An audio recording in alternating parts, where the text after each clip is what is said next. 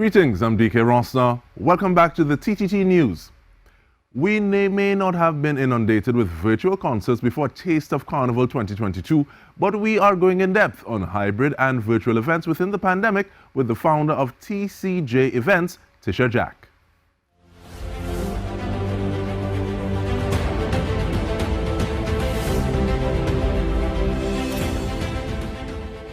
Welcome, Tisha. Thank you so much for making the time. I want you to start off by giving us an overview of the enterprise, please. So hi, Dike. Thank you so much for having me. As anyone in the event industry will know, we've been literally at almost a standstill for a while.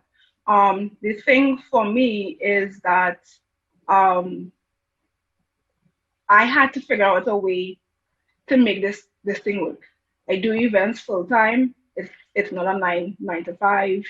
Um, Go to work and then come home and do this. And this is my bread and butter. So for me, it was when this pandemic started, what is the rest of the world doing? Because we have been, a few months behind the rest of the world as everything was unfolding. So virtual and hybrid events was pretty much what everyone was saying coming into this pandemic. Virtual first because, of course, we were all stuck inside. And then once we started to have some movement, hybrid events started to peak. So the difference between the two, virtual basically when all of your attendees are online, and hybrid, as the name suggests, a combination of having both online guests and in-person guests.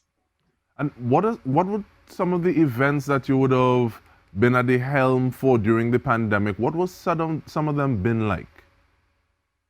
The first one for me, right out of the gate, was actually putting on a conference. So for me, it was how do you convert this, what you're accustomed walking into a ballroom, screens, food buffets, everything. How do you convert that now into a virtual experience? For me, events are always about experiences. So it was how to make this thing happen. How are sponsors still going to get their ROI? So conferences then went into annual general meetings, then went into team building events, like literally anything that you were accustomed doing, everyone was trying to figure out how we can do a virtual version of that. And do you find with that sometimes names starting to bleed into each other, so it's not necessarily black or white? Because yes, you may call it a conference, yes, you may say you're having a conference, but what you're having is really a webinar. Or do you find some of these things happening, and how do you make those differences, especially in the virtual space? It is definitely still happening 18, 19 months plus in, and anyone who follows me or been following will know that I am from the jump. When you tell me we're doing it, I tell you straight out, this is not a webinar. That was my quote. Everyone was quoting me going into that conference because we had to make it very clear that a conference and a webinar are two different experiences. Of course, when this thing started, everyone was inundated with webinars, and so yes, it started to get very muddy. So I had to spend a lot of time, and I still have to spend a lot of time, showing and demonstrating that no, conferences can still be conferences in the sense of having your keynote speakers, your presentations, your sponsors have their virtual booths. You can still do networking one-on-one, and when I say those things, everyone is like, how? And the idea of all of that comes down to the platforms that we are using to do these events. So what we found happening is that people were trying to execute conferences on the platforms that you were executing the webinars on. So that is where the water started to get murky. So my clients, however, bless their hearts, and I always thank them for willing to take that plunge. They invested in the software, they invested in the technology, and we didn't have webinars. We had conferences where we had sponsors with virtual exhibits. The attendees were networking in lounges, having video and voice calls, giveaways, the works. Just that we were all in front of a computer. And speaking of those investments, how did you decide these are the platforms that I want to invest in? So yes, you spoke of being fit for purpose, but I'm Yeah. sure there isn't just one platform that is doing conference work. There isn't just Yes. one platform that is doing something else. So how do you decide, okay, well, these are the factors on the checkbox that I want. I'm going with this one. Me here, it was about balancing budgets and balancing functionality. Because at the end of the day, we know this was new. No one knew what going virtual was going to cost. And the natural thing was that virtual would probably be cheaper.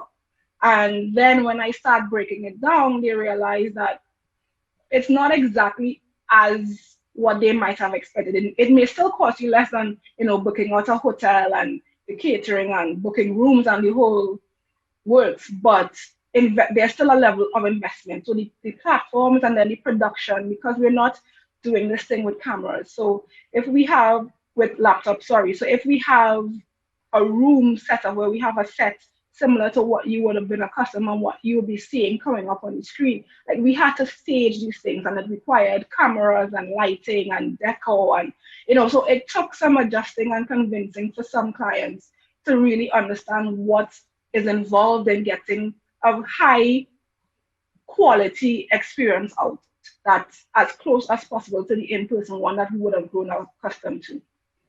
And I'm looking at the images as you're speaking, Tisha, and I'm seeing just outside what I believe would be the frame of the shot, is seeing some things that look like organized chaos. But like you said, the clients took the plunge and they're happy with it. Who do you think it was harder for? You and your team in terms of making that pivot and saying, okay, well, we need to do the work so that we are around with it. We have an idea of how to do it. So we're able to project this level of calm to the client, or the client who is saying this is just so different. I'm not sure what it is they're doing. Definitely the client. I got it from the jump. I understood what needed to happen.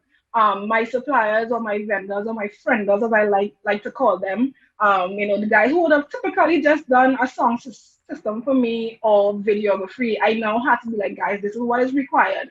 And with every event, we got in and we did it, and then we upgraded because we realized we needed this piece of technology to be able to do this and this piece of technology to be able to do this. So it was a lot of learning and growing, and then every time we sit with a client we have to explain what is going to happen, because I appreciate that it is new, it is still new. So every new client that we come into, they be like, how is this thing going to work? So either showing footage of what we've done, doing an actual live demo on the platform for them to make sense of what is being said. And most people are visual. And some are a little braver than some, and some need to see somebody else did it first to kind of understand how it was. So definitely convincing clients was a little more work than convincing the team. And we continue the conversation in terms of bridging that bravery gap with the clients when we return. Stay with us, we return with more.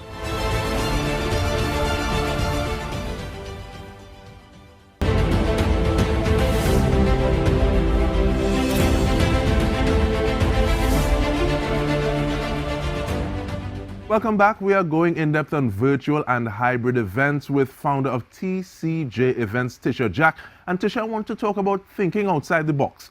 What's the significance of being able to see past a client's perceived boundaries in terms of being able to take them to some place they didn't think they could reach before?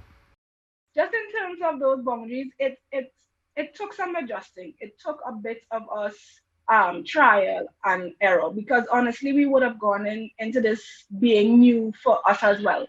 So for me it was, this thing is happening, we just have to find a way to make it work. And I appreciated that nobody else was doing it, or at the time, I was often told that I was the first person out of the gate with this whole virtual event thing, or at least on the magnitude that we were doing it.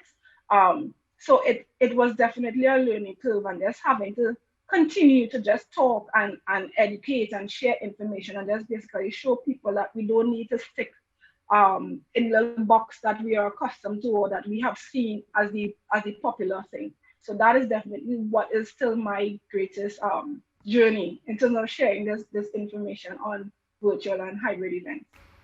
No, you're speaking about it, and there's one example that I really want you to talk about, and I think you did it already, in terms of like a virtual fashion show. I think some things, even people who say, okay, well, I'm thinking outside of the box, realize, wait, no, I'm just thinking in a bigger box. So take us through that virtual fashion show, please. Yeah, sure. So this was actually, and I just want to say shout out to all my small business friends that were willing and very eager to figure out this thing. They came to me like, Tisha, we want to do this. Is it possible?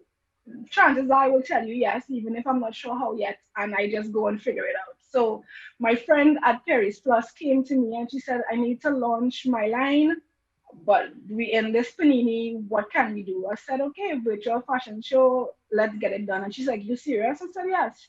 So her idea was to convert the space just outside of her store.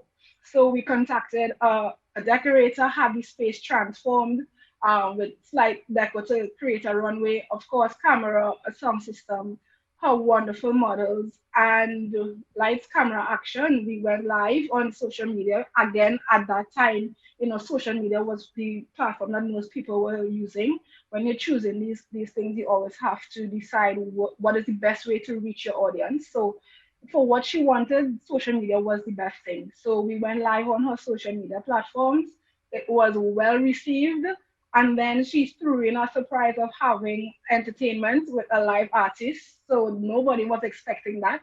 So all we were missing was the people literally there, but she was still able to launch her line. Her sales went on as normal, and she's actually talking about having a second one. So that's to tell you how successful it was for her business. And we're very happy to be able to say that, yes, we would have spoken with Ms. Webster a little while ago. And so that cycle just continues. But in terms of looking at the fact that people may want to say, okay, well, the hybrid, there are pros and cons of this, or the web or the virtual, there are pros and cons of that. How do you make that experience something that both sets of groupings in they benefit from? Because I can see some hybrid events saying, okay, well, best I'd watch that online way, or you had to be there. How do you make that experience equally fulfilling for both sets of parties? That is a spot on question, because that is generally what is going to be the biggest challenge with putting on a hybrid event. How do you make your in person and your online guests feel just as special or welcome? And yet it may mean different portions or factors of your program being tailored more to the other. In this space, you have to make a decision at a particular point in time who is the main audience, because it may mean sacrificing a particular thing. So, for example, the camera angle that you might need to give the best viewing experience for the hybrid audience might mean that the in-person audience seeing your cameraman, on stage and that kind of thing. So going through your production, this is where the pre-production work is extremely important. Going through your production, you'll have to make decisions. Okay, virtual takes precedence here, or in-person takes precedence here. But the trick in all of that is finding a way to connect both audiences, if it's possible, so that they can even interact with each other. That is what the platforms allow you to do. And then the best part of it is that I think coming out of this pandemic, we appreciate that our audiences are not just limited to who can physically get to where we're doing this thing. I think if we go back with that mindset, we would have lost a huge lesson. We've learned that, the time that we spend in commute, the times that we spend, even just if we have to jump on a plane to book a hotel and attend a conference, that all those things can be, avoided if possible. So the big pro about going hybrid will be being able to attract or to have an audience that is not just limited to who can physically attend, but who can also get to you online. And I'm glad you raised that point, because I want to know, in terms of lessons that we should be learning right now when everybody is kind of inundated and is so new, is so fresh. After the fact, how do we, and I say after the fact in terms of when we're seeing the tail end of the pandemic, hopefully sooner rather than later, and we want to go back out there, how do we create these sorts of experiences that, yes, that level is at such a high standard that the recorded event has legs and it can carry out as if you were there, you would have felt the energy, but when you look at it after, it just looks like madness. So what kind of lessons should we be learning? What kind of data set should we be building? What kind of methodologies should we be focusing on constructing? I think definitely one big thing for me coming out of this is data and content. These virtual and hybrid events gives us the opportunity to give our event legs after the event is over. And I think that is where we have to put our mindset and our planning. So the event is over, now what? Is this content that can be repurposed to do something else? Is this content that can be repurposed to be monetized? Is this content that someone else might want access to later on? You know, of course, if you're doing all these different things and you have to know in advance because you may have to put your permissions and your contracts and your licensing and all these other things in place. But I think we really have to step away from what we've grown accustomed to. Yes, everyone is yearning to get back out there. I've done these surveys just in my own social spaces, and everyone is saying, yes, we miss the physical interaction with others, and I get it. I miss it too, but part of me also doesn't miss having to set a room for 300 persons. So, you know, we just have to understand going into all these events on any level, what is the objective? What do we really want to get out of the event? And I think when we start focusing and planning like that, making these decisions, whether to go hybrid or virtual will actually be easier. What is going to be your ROI coming out of this event? Sometimes people can't even tell you what they got out of the thousands, maybe millions of dollars they would have spent on an event. Sponsors go into these events and what do they want to get out of it? You know, so it's really about being more strategic for me. Well, I've always been that way, but just these events gave us that being more strategic. What do we want to get out of it for both the event host and every stakeholder that attends the event? And it kind of made me dash for a question in terms of like which one you think you prefer more when you have more of a choice. But in the last minute we have, how do people contact you if they want to liberate themselves from the box?